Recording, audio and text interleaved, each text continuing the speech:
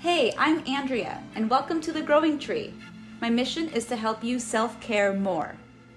I will share practical tools and tips about various self-care practices that you can implement into your daily life. Self-care is self-love. I believe taking care of our health empowers us to live a holistic and balanced lifestyle. When we feel great, we radiate love, light, and positivity. And when we take care of our health, we heal the world because we're part of it. Take care of yourself first, and the rest will flow. Hey everybody, thank you so much for tuning in to another episode of The Growing Tree.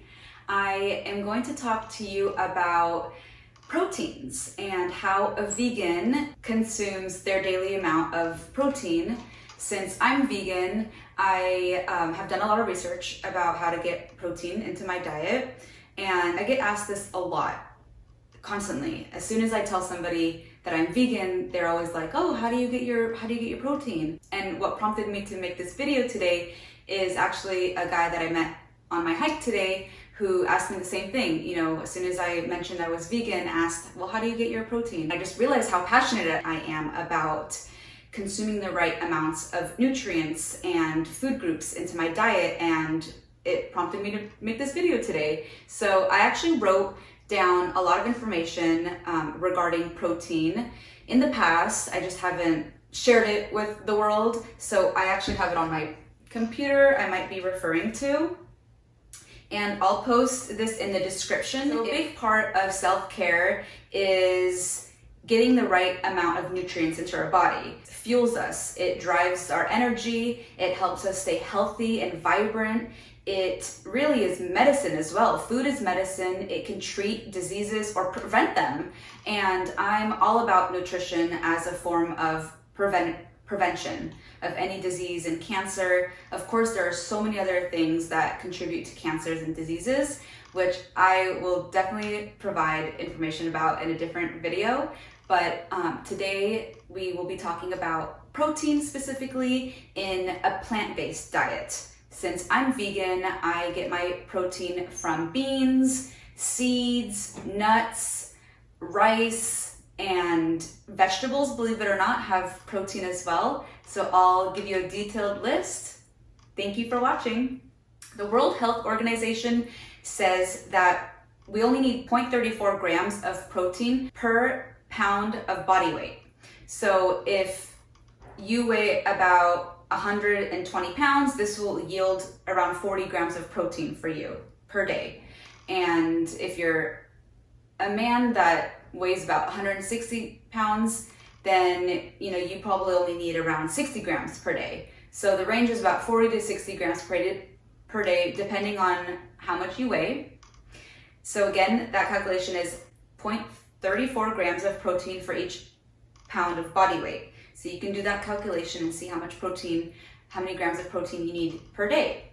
Also, if you look up the food plate online, it recommends that we get about 25% of protein into our diet. So on a plate for, during a meal, you should have about a quarter of your plate being protein. What is a protein? Proteins are made up of 20 different amino acids, and 11 of them our body produces naturally, but there are 9 amino acids that our body cannot produce. Therefore, we have to find the rest of those amino acids in the food that we eat. So those proteins that we have to consume through our diet are called essential amino acids. There are 9 of them.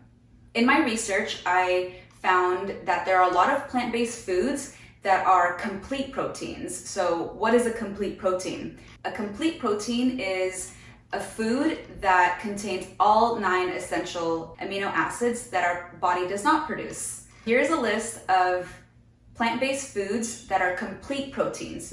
Quinoa is a complete protein. Soy in all of its forms, tempeh, tofu, edamame.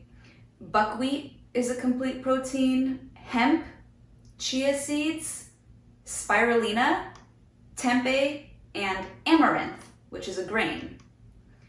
You can combine foods also to make it a complete protein. For example, beans are not a complete protein, but if you combine beans with rice, it becomes a complete protein because rice has different amino acids in it. So together they provide our body with the 9 essential amino acids. Other food combining that create a complete protein are hummus and pita, so delicious, and peanut butter sandwiches. So any peanut butter spread on a sandwich, on toast, that would be a complete protein. Now I want to go over different food groups and tell you how much protein in each food. So this is going to surprise you as it did for me. I love checking the grams of protein on my food packages or when I buy in bulk, and it's just really amazing. You can do research while you're grocery shopping. You can do research at home too to find the foods that are highest in protein that aren't animal products. Grains are so high in protein and carbohydrates, which is so essential for energy. 1 cup of quinoa yields 8 grams of protein. Wild rice, millet, and oats have 6 grams of protein per cup. And Ezekiel bread is really great. It's made of sprouted grains, and if you buy Ezekiel bread, you'll get 5 grams of protein per slice.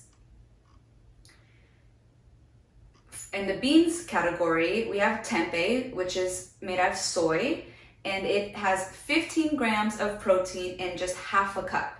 I personally don't eat tofu or soy because although I wish I could, I love the taste of soy milk and soybeans and all of that. It just doesn't digest properly for my body. But if your body can handle soy, soy is a great source of protein. Also, a 4th cup of lentils gives you 13 grams of protein. Mung beans have 12 grams of protein. Mung beans are delicious. They're not just in the desserts and Asian foods, but mung beans you can buy whole, and they're green and they taste delicious. They're so good. I highly recommend trying mung beans if you've never tried them, and you cook them the same way as you would cook any other beans. Also, pinto and kidney beans have 10 grams of protein, and yellow split peas have 15 grams of protein. So much. So you can really get a lot of your protein in beans alone. But also, you want to mix it up so it can become a complete protein.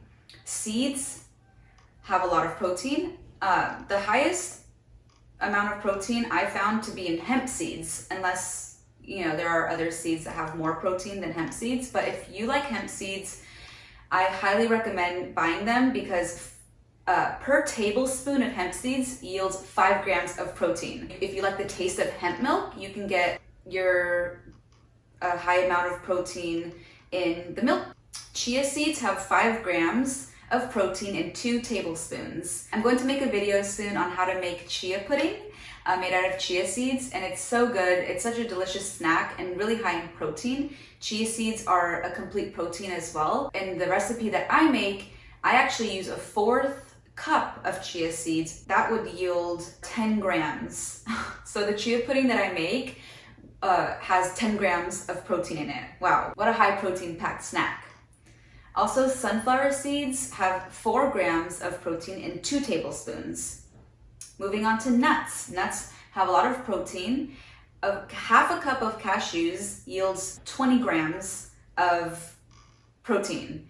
Also, almonds, 1 ounce of almonds has 6 grams of protein. An ounce of almonds is about 23 pieces of almonds. If you have ever heard of chlorella or spirulina, they are blue-green algae from lakes, and specifically chlorella comes from Japan, I believe. Spirulina has 4 grams of protein per tablespoon, and chlorella has 2 grams of protein per tablespoon. Believe it or not, veggies have protein too. 1 cup of green peas yields 8.5 grams of protein. I love green peas. I get them frozen and just have them on stock in my freezer. They go great with, if I want to make a rice and bean dish, I throw them in there, or if I want to make a stew or a soup, green peas are always in them. Just add such great flavor, and they're so high in protein. Also, a cup of cooked spinach yields 5 grams of protein. A cup of cooked sweet corn has about 5 grams of protein. And also, asparagus, artichoke, Brussels sprouts, mushrooms and broccoli have about 4 grams of protein in 1 cup. If you are plant-based or are thinking about going plant-based but have questions about, am I going to get enough protein? Yes, you totally can get enough protein by just simply eating a plant-based diet. Mother Earth gave us so many amazing resources, and we don't have to eat animals to consume protein. I'm not going to go into why I'm vegan, but maybe in another video I would be so happy to share with you. I really hope that this information finds you well. I hope that I've inspired you to, oh my I hope I've inspired you to go shopping and look for whole, nutritious foods that you can include into your diet that give you a sufficient amount of protein, which our body does need. Thank you so much for tuning in. I hope you have a lovely day. When we eat good, we feel good. And when we feel great, we radiate love, light, and positivity. Take care of yourself. Peace and love.